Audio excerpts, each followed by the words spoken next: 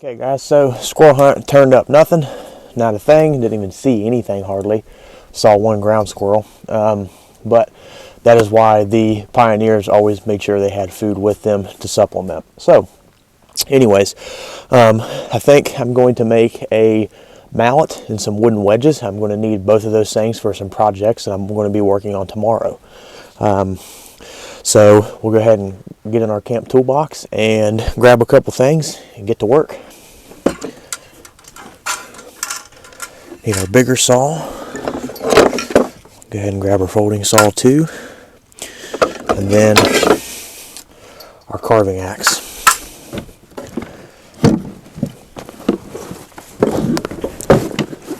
Bushcraft pack back on top.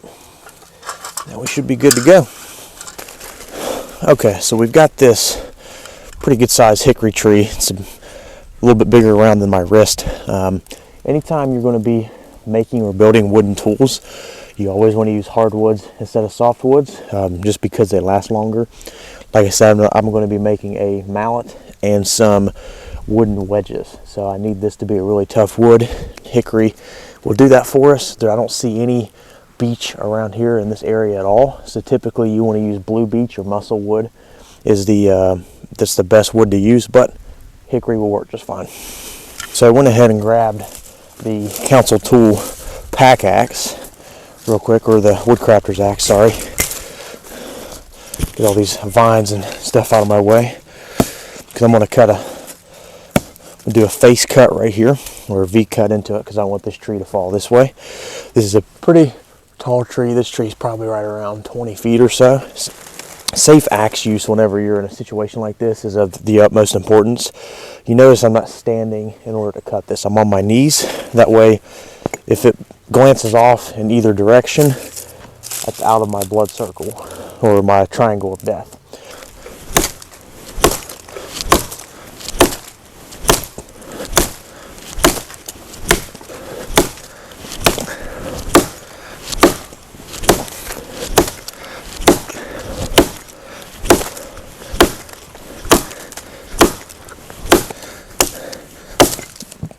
Good enough.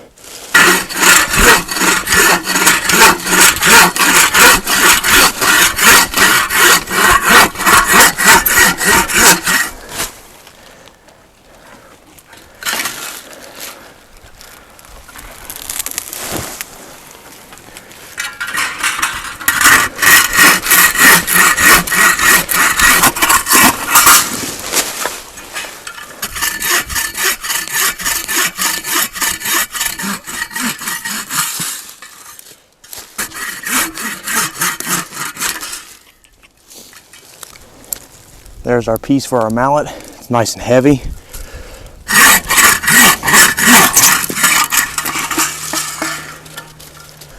Got my axe and my two pieces. Head on over here to the stump and start working on them. Okay, so we're over at our makeshift workbench until I make a better one. I had someone ask yesterday in the comment section of my first video what axe this is. This is the Council Tool Camp Carver is what this axe is. This is probably my favorite axe to use. So what we need to do, figure out how big we want the end of this thing to be, or how wide we want it to be. I say go down to about right here. We'll take our Baco and start cutting. What we'll do is we'll cut a stop cut, or make a stop cut all the way around this log.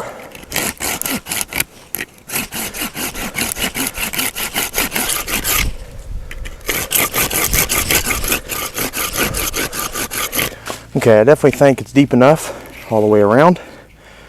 So we will put our saw up. Having to work with this microphone messing me up. Grab our axe, set this aside for a second. While I was over there, I cut what's called a baton. This is going to help us make our mallet. And in a situation where you didn't make a mallet, the first thing you'd normally want to make is a baton, because you're going to need it to help you make your mallet.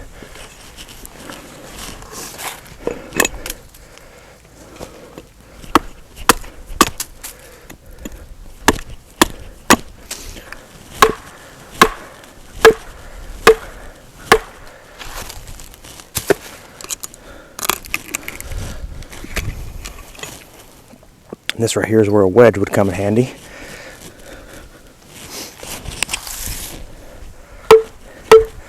This is some green hickory, is some tough stuff, especially when it's frozen. You can see how grainy that wood is. That's what we're working with. Plus it's frozen right now because it's currently like 25 degrees outside. But if you look at this, you can see our stop cut right there. So that's what we're looking for.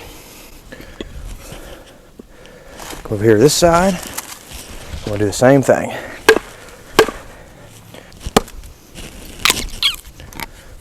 Another piece. Over here to this side. Basically making the handle into a square to start with. Alrighty. And the last cross piece. This one goes in there pretty deep, actually, I think.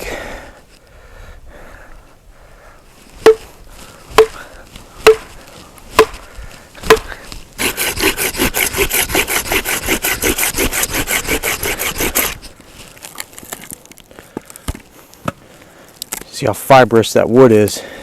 It's pretty crazy. Now it's just time for the shaving down.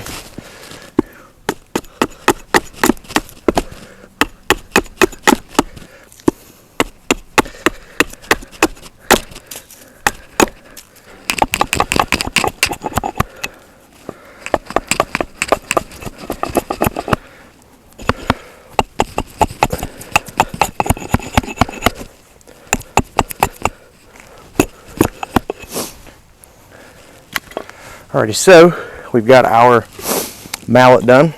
So that thing will definitely pound some stuff, that's for sure. So there's our first woodworking tool of the series. Now, time to make our other ones. Now, I can use the pieces that came off of this one piece for this mallet. I can make wedges out of these. So I'm going to make some wedges out of these first. Probably save that other piece for another day. I'll just put it over to the side and then leave it there until I decide what I'm going to do with it. So, like I said, this is kind of a rough cut mallet. I'll work on the smoothness of it later and all the fancy stuff with it, but it'll do what we need it to do.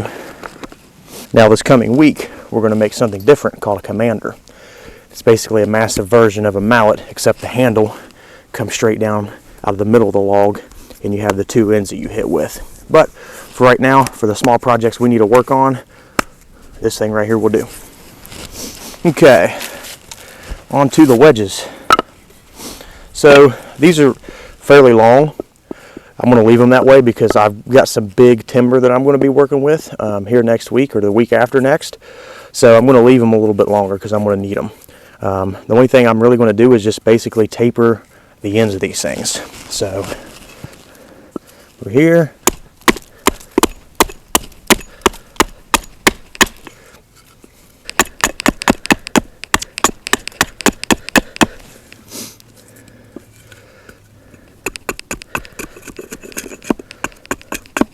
I don't really care what these look like,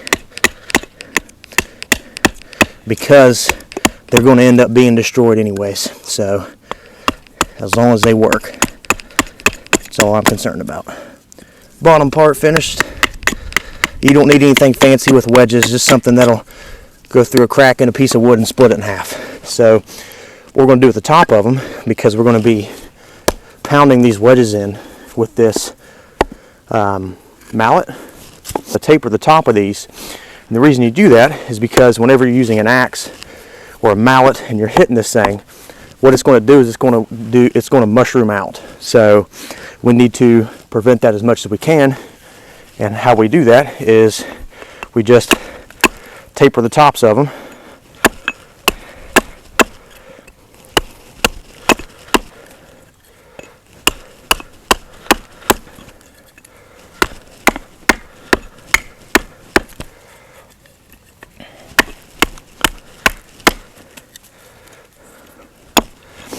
It's a little bit too tapered.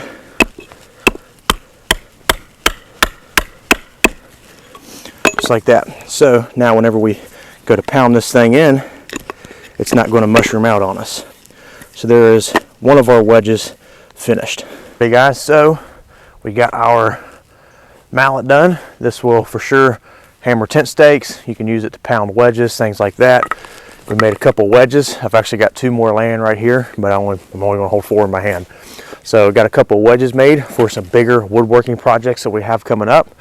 Now it's getting cold, it's almost dark. It's time to stoke the fire in the wood stove and then hop in the wall tent and start doing some chores in there. We've got some dishes we've got to do, things like that. And then we got to cook dinner, so stay with me.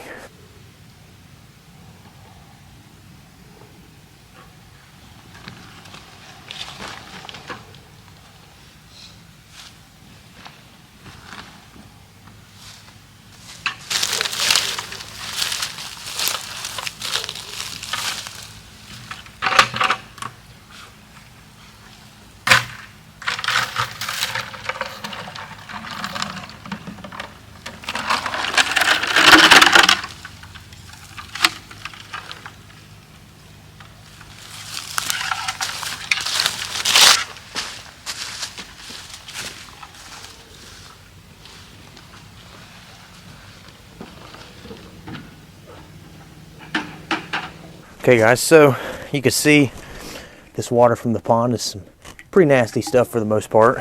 What I've been doing is just basically dipping this bush pot down in it, filling it up, and then I'll immediately put it on the stove. After that, I'll just run it through my grill. In a situation where you didn't have a grill, you can very easily build you like a 3-tier filter system for it, but this seems to be working just fine, and I don't care to use my grill. So that's that popping. So I've got some dishes that I've got to do this evening. One of them is, there's my breakfast from this morning. We've got a pan here. What I'll do is I'll just go ahead and use the rest of this water because I won't drink a full bush pot all night, and just use the rest of this water to kind of clean some of our utensils up. I know that people are going to ask about pathogens and things like that whenever we're cleaning it with this water, but I'm really not too worried about it. I got myself a nice big rag here. What I'll do is I'll just kind of dip this stuff down here in the water, just like that. Wipe it off. Use it as a scrubber. I can always dry this off and wash it off later, or wash it out later. Spatula, spoon. Most of this stuff comes off down in this water, so it's not really that big of a deal.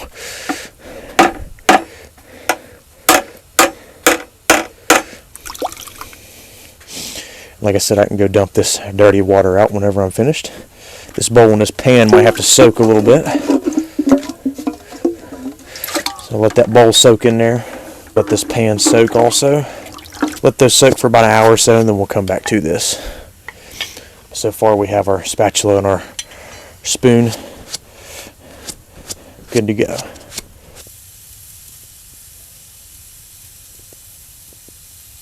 Okay, tonight it's supposed to be 19 degrees. Tomorrow, which is Sunday, will be a high of 41, a low of 23. Looks like a couple of days next week, so it's supposed to be 60 degrees. Looks like on the 26th we're supposed to get some snow. On the 26th, maybe the 26th through the 28th. I'm not sure if they're doing anything on the 26th, but I know on the 27th and the 28th I will not be filming in here because, like I said, it is my younger brother's last birthday before he leaves for the Army. He's actually coming to stay here tonight. He ended up shooting a deer earlier, of course with a bow. His bow season's still here in Ohio. So he got a small doe earlier, and he's taking care of that, and he said he'd be out to hang out. He's going to stay the night here. I'd like for him to bring some deer meat. It'd be nice because our hunt today turned up nothing, but it's how it goes, you know. That's why they call it hunting, not killing. I've said that 100 million times in this video already, but I think what I'm probably going to end up doing, if he doesn't end up bringing deer meat, I'll probably just cook up some fry bread after this stuff soaks and I get it all cleaned up and stuff.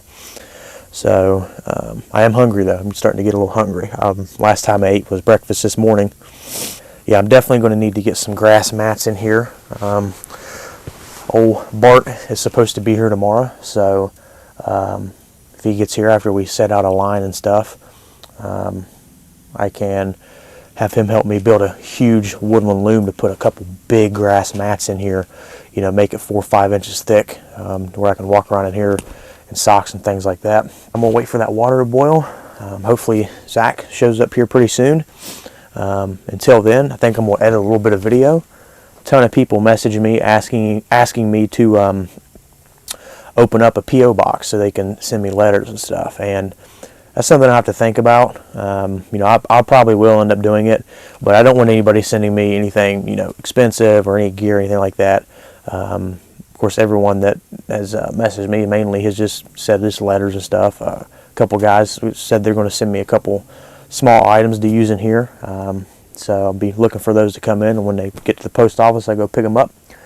But yeah, so I'll probably end up opening up a post office box. So if you guys want to send letters, things like that, it feels kind of weird to say that, but I've had, you know, 10 or 15 people in the past 2 days message me on social media or comments on videos or whatever, asking if I had a P.O. box that they can send stuff to, so, or send letters to. So probably end up doing that, and when I do, I'll update you guys and let you guys know. Hey everybody, Zach ended up showing up, and he brought us some goodies. So what'd you bring us?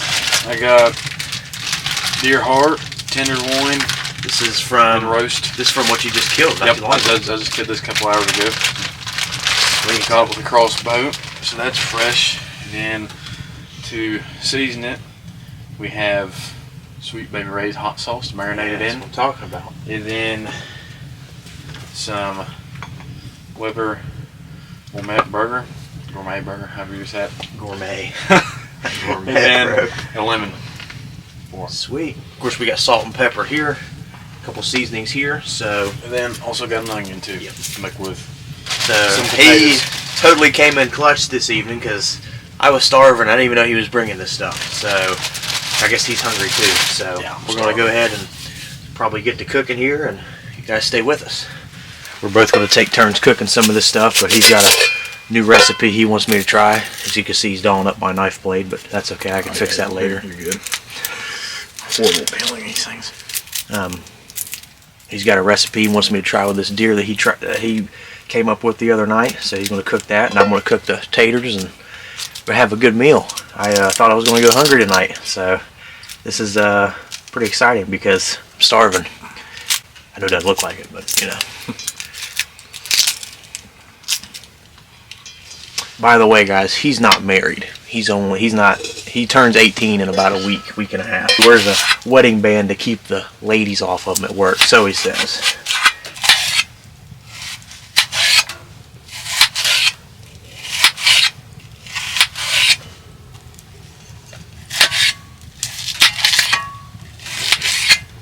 Move over to one side.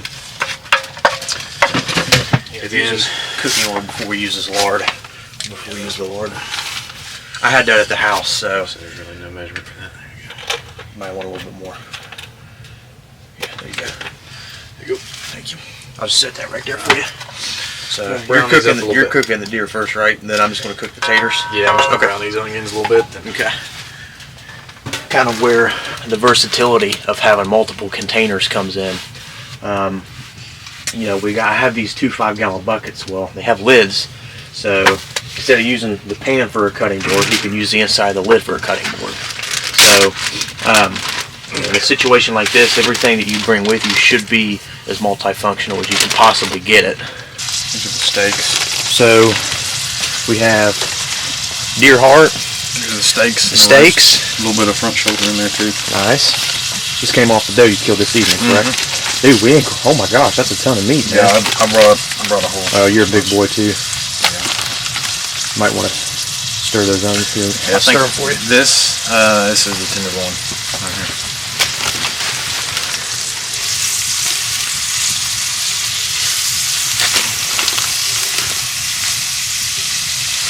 Everything's going to cook pretty quick on that stove because that stove is cherry red on top. So. Oh my gosh, man! You brought so much meat. Holy crap! Again. How much? What did you do? Bring the whole deer? This is tenderloin too. All right, Zach. So, kind of tell everybody your plan on cooking this stuff because you're cooking a little bit different than I normally do. The heart and the tenderloin, I'm just gonna fry straight in the pan with the onions. The steak, I'm gonna take some of that, put it at the bottom of this bag. Like this. Dude, we'll be able to feed an army. Oh yeah. You know, some of this meat I could probably smoke tomorrow. So let this marinate kind of put it in the bag right there. How much hot sauce you put in this? Just as much as you want. Really no measurement. So just basically enough to cover. I say just twist the whole lid off. You just got you just have a little bit. Okay. Fill the bottom of the bag. Just enough to kind of flavor them some. Yeah. Don't want too much flavor, so put that in there. Kind of let all the air out of the bag. I'm just messing around like that. Yeah, that's another thing too. Is Ziploc bags are really nice for mixing stuff. And this is how I do all my marinades. I always put them in a Ziploc bag like this. Yeah, Ziploc bags are just nice for mixing stuff or making doughs and all that because I mean, you can wash them out in a situation like this and reuse them, but it just makes the mess. You know, it keeps down the mess. You don't have to do as many dishes. So the lemon, I'm only going to put half of it in here, and then when the meat is almost done in the pan, I'm going to squeeze the other half on top. Okay. So that's it right there.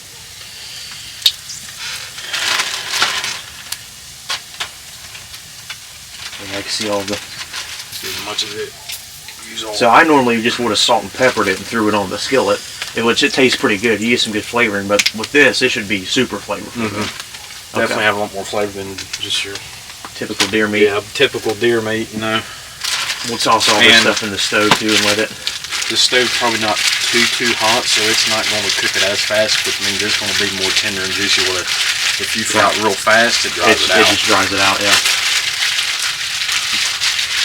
I'm gonna add a little bit more. Like I said, guys, I had no idea he was bringing any of this stuff, so this is kind of a treat. Like I said, I'm really hungry, so I had a little bit of breakfast this morning, but I'll probably put, for this much meat, probably about a fourth of this bottle in here. A quarter. Yeah. Do that then. I don't want to use too much burger seasoning. Just a little bit, because so it'll burger seasoning, not steak seasoning. Burger seasoning. Don't use too much of it there, it'll kind of take away the flavor of the lemon. Just enough to where you can get a hint of it. This stuff's not real hot.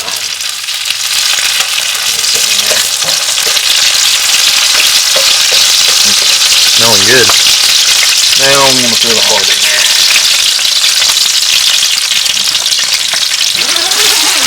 You ever had heart before? Oh yeah. A little bit more of a chewy meat. It's more like it reminds me of a liver.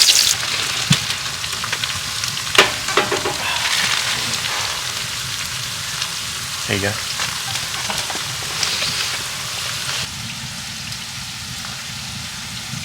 This is kind of what we got going on right here. Got some fried taters, some deer tenderloin, some deer heart, some sauteed onions. This is like a gourmet meal. It's a 5-star restaurant. Now for the taste test.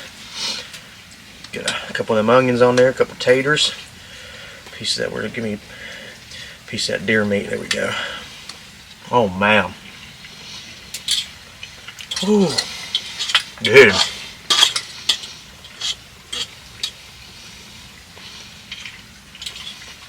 That is a meal fit for a king, man. Oh my gosh. Alright, so we're gonna sit here and enjoy our dinner. We got the couple of lanterns going on, got the wood stove just roaring. How hot you think it is in here, Zach? What temperature? Over 65, I think. 65, something like that. So kind of hot, honestly. So Zach is my younger brother. I've got an older brother too. Actually, really 2 older brothers and a younger sister.